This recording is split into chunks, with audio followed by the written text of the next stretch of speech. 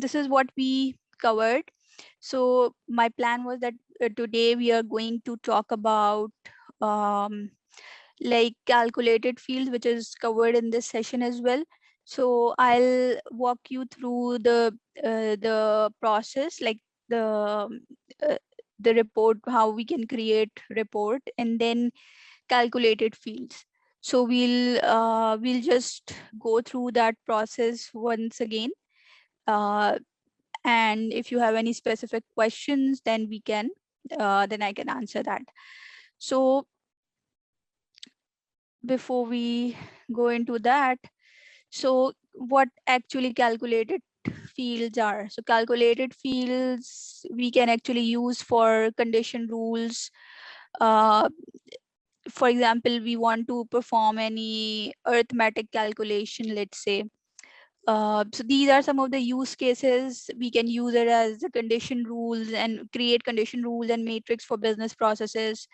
We can use it for custom pay result reporting. So for example, if you want to add different elements of pay and like you want it to be displayed in a single field. So let's say there is, for example, there is a base pay and then there is any other allowance, and you want to consolidate it both these fields. So you can do that by using calculated field. That's the simplest example. We can also create conditions using calculated fields. So for example, if you want to evaluate data, so time tracking and entry validations. EIBs are actually specific formats of Workday. These are Workday delivered templates that we can create, and by using these templates, we can upload and download bulk data in Workday. And we can also use calculated fields to send notification to workers. Uh, so just as an example, we'll see some reports that are already or available in Workday, and we'll see like all calculated fields, calculated field exception audit, and we'll also create a couple of calculated fields. Some of I'll like one or two examples I'll repeat those so that we can do some revision as well, and in case you have any question you can ask that as well. For example, let's say so I created one report yesterday. Let's just use that. So this is the report I created. What I used, so I used employee ID. So these are the fields I use. The business object was worker.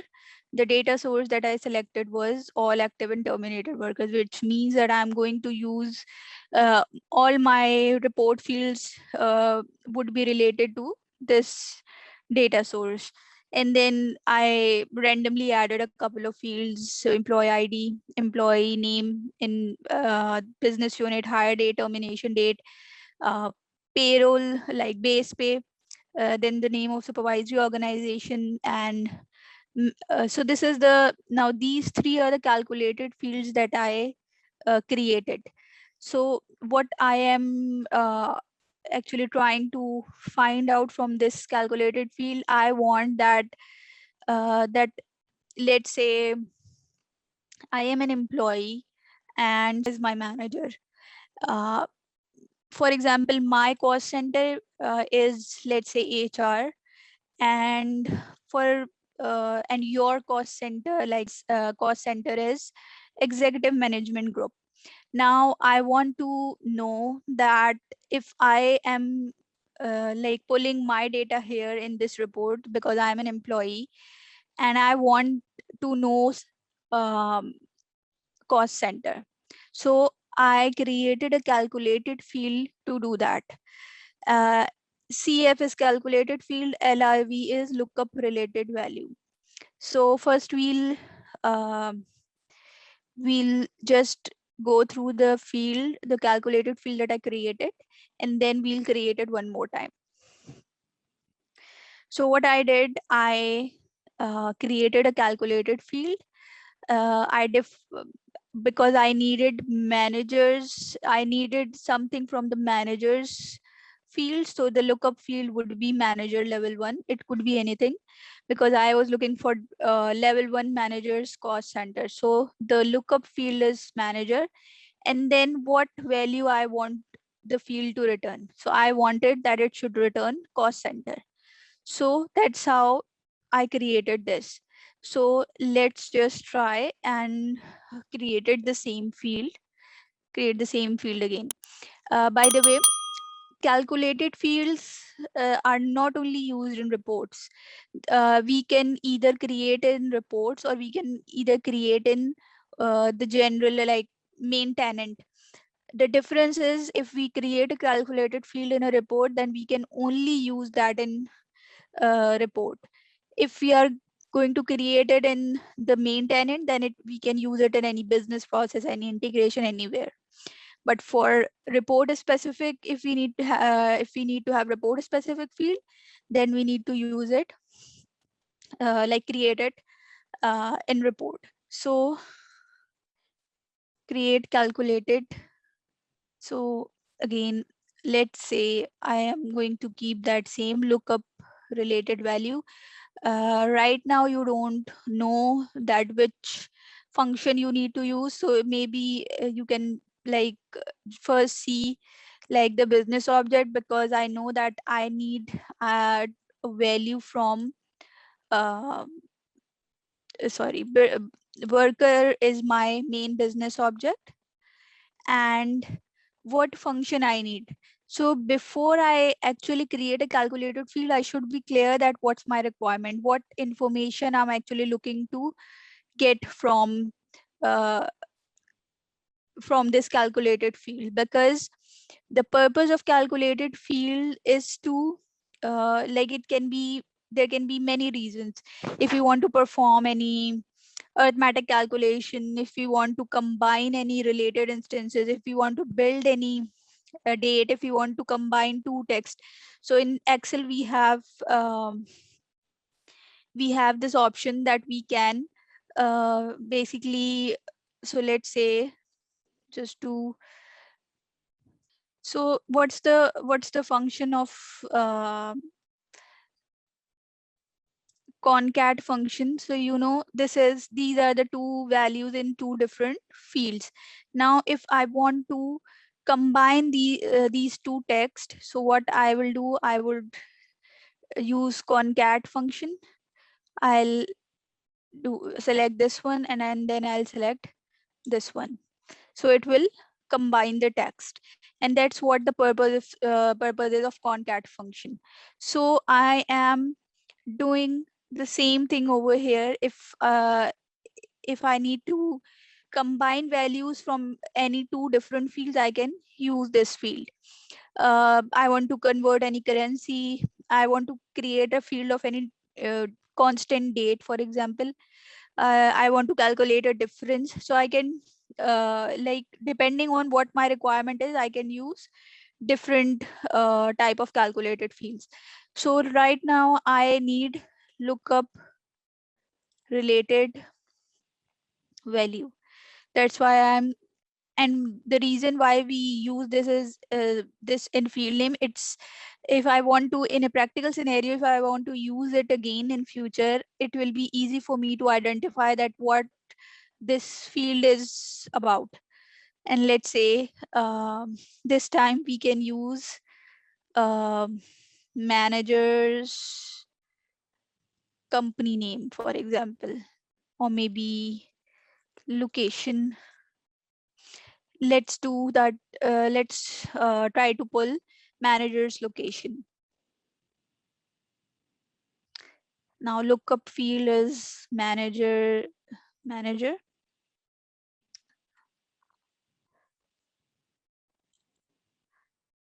So I need location of level 1 manager. So I have selected that this is the field that system should look in and should return the value of location. Now I have created this calculated field, and let's try and see if I can add this in my report.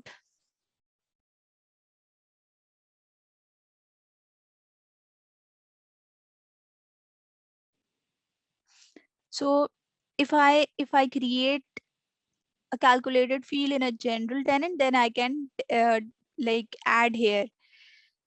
But if I am going to create any report specific field, then I'll not be able to use it elsewhere. And I actually, the rest of the fields that I actually created it from here. So I created it for a specific report. So, but the process was exactly the same that we just did. So let's see, let's try and run this report and see what result it's giving.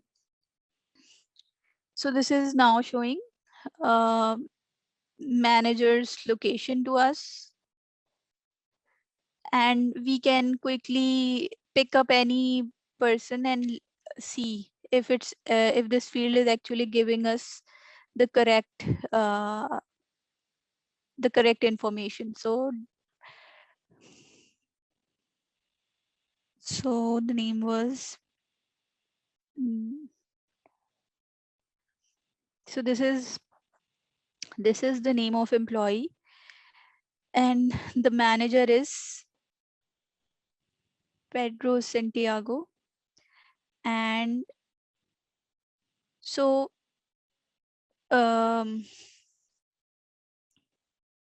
the cost center is this, and it's showing location hierarchy but not location, so the location might be here. Let's see if it's, so it is showing New York. So it means that we we created it correctly, and we can see that it's showing us the first level manager's location. So because that information is available in the system, we can pull that information in the like by using calculated fields.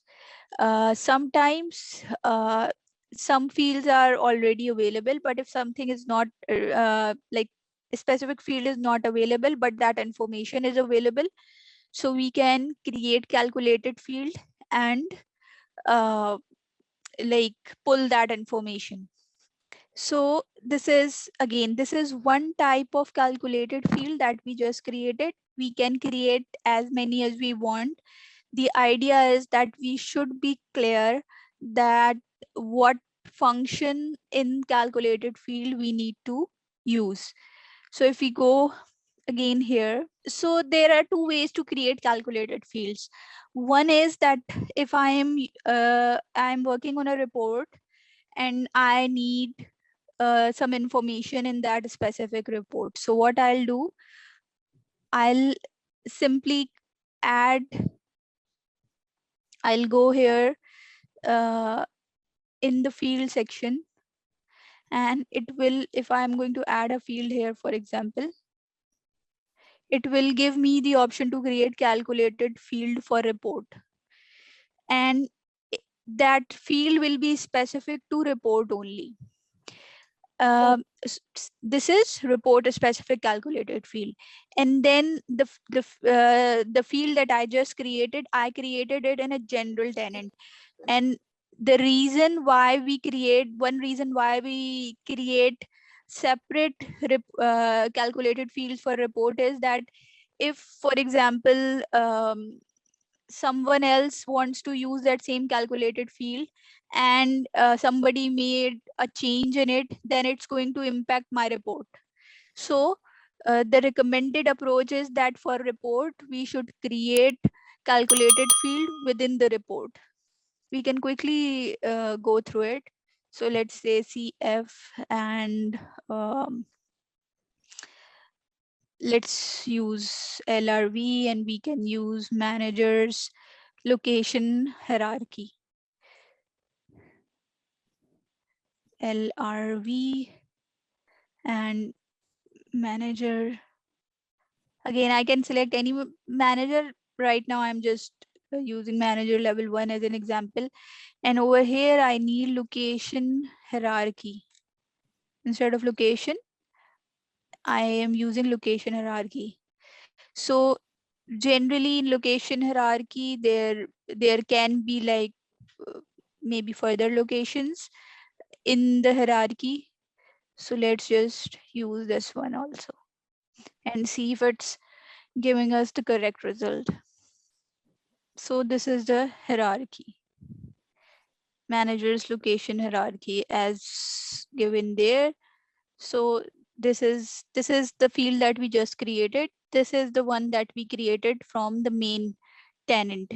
Again, if for example I created this field, and let's say you created another report and you want to use this field, maybe you need instead of manager level 1, you need managers level 2. So you will go to this like a calculated field, LRV managers location, and you can basically edit this. If you will make any edit to it, then it's going to impact my report because I added that same calculated field in my report. So that's why we recommend that for report specific, always create report specific calculated field. But if it's a general one, then of course we can create a main tenant. So that's the purpose of calculated fields. We can try different things with calculated fields. So over here we basically tried to uh, get employee service in months. We also over here there wasn't any data, but we actually tried to add overtime and regular work hours. So we created two different fields yesterday.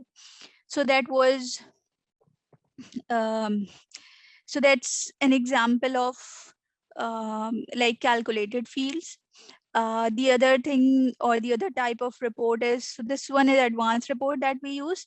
um, we can so for example, there are of course additional type of reports as well, but we can like take a look of these two types. Metrics report, it's sort of like you can say whenever we need of whenever we need um, report in a grid or in a tabular form, we can use matrix report. So let's just try and create one matrix report. Trending report is generally for like viewing different trends. Let's say X number of people joined the company in this year, X number of people left the company in this year or in this month or in this quarter. That's a general trend. So we can look at trends using a trending report. Again, as I mentioned, I think in last week's session, there are always is Workday standard reports, Workday delivered reports. So first of all, we should look that if Workday has already delivered that report. If not, the second option could be that we create a copy of that standard report and make tweaks as per our requirement. And if there is no Workday standard or Workday delivered report exist in the system, then we need to create the report from scratch. So let's try and create a matrix report.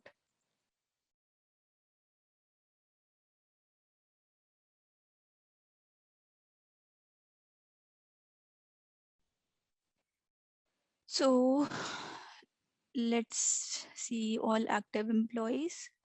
Okay. So for example, I want to, let's say,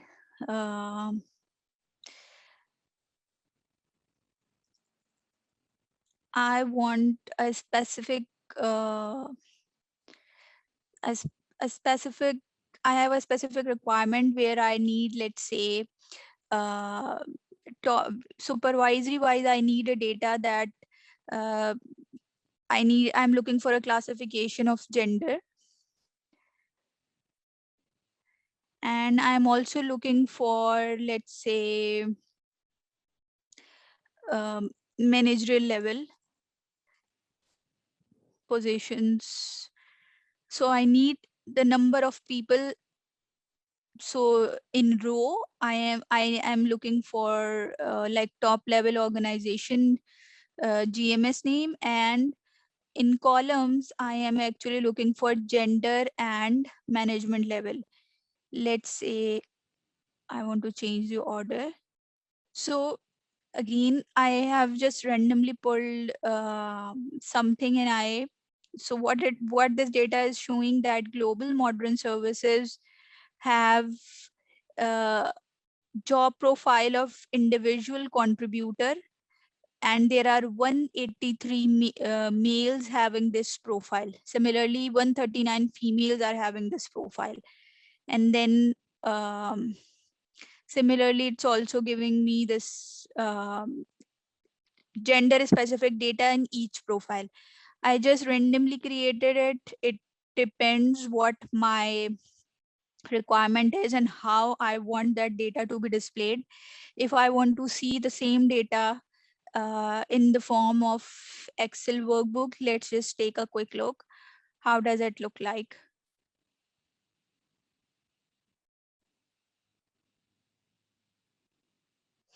So it's the same report, but I am now looking the report in Excel workbook format. So uh, that's just the way I want to look at the data in what format. So we can uh, we can still, like, if we want to do any further work on it, we can do that. So we can go back to the data, to our report. Now let's say I want to make a little change in it, and I want that this gender should display in a row instead of column. Let's see how it impacts the report output.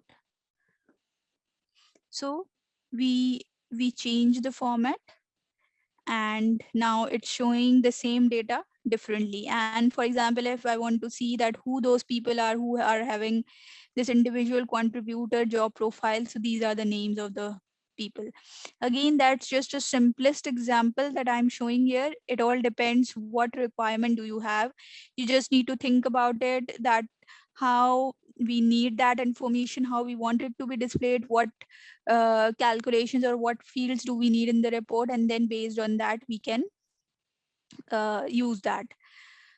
Similarly, for trending report, there must be a head count report.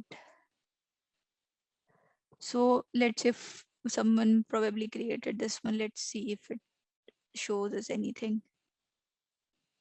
So this is a 5-year headcount trending report. It's showing headcount, year by year headcount. Let's see if let's see how it was created.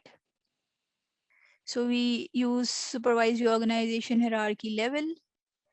That's what we need. Then we needed some. So there are some calculated fields that are used here. So the whoever created this report, um, that individual actually created these calculated fields. And what it's showing, so it's showing that employee count end of last year, then end of last year -1 means the year before last year, then and the year before last year. So one by one, it's actually showing us 5 years data. And we can also take a look at how these fields are created. So you see over here, we use employee count and last day of last calendar year. So we created this calculated field, and this calculated field is giving us the data that we want. It all depends on the requirement, what we are trying to like achieve, what our end result is. So this is how we can basically create this. And even if we go to, let's see what this field has. So we use arithmetic calculation type in the calculated field, sorry, increment or decrement date, because we only need -1. So we use increment or decrement date type, and then we actually subtracted 1 year. So that's what we did, and then we added it in the report. So the report is actually showing us the trend for the 5 years. We can use the same thing, uh, whether we need headcount, whether we need turnovers. So there is a Workday delivered report, turnover, let's say turnover analysis.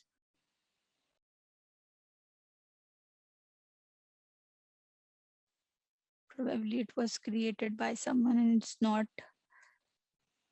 Workday delivered. So for example, this is one example. It's showing us beginning count and ending count, and it's showing us the overall percentage. But if we see that beginning count is 427 and it's additional, that's why there is no like turnover. Same goes here, and over here as well, the count is same.